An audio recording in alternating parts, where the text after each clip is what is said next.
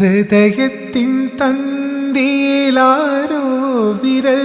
തൊടും മൃദുലമാം നിസ്വനം പോലെ ഇലകളിൽ ചലകണം മിറ്റു വീഴുമ്പോളൻ ഉയിരിൽ അമൃതം തളിച്ച പോലെ തരളവിലോലം നിൻ കാലൊച്ച കേട്ടു ഞാൻ അറിയാതെ കോരിത്തരിച്ചുപോയി അറിയാതെ കോരിത്തരിച്ചുപോയി വാതിൽ പഴുതിയിലുടൻ മുന്നിൽ കുങ്കുമം വാരി വിതറും ത്രിസന്ധ്യ പോകെ അതിലോലമിൻ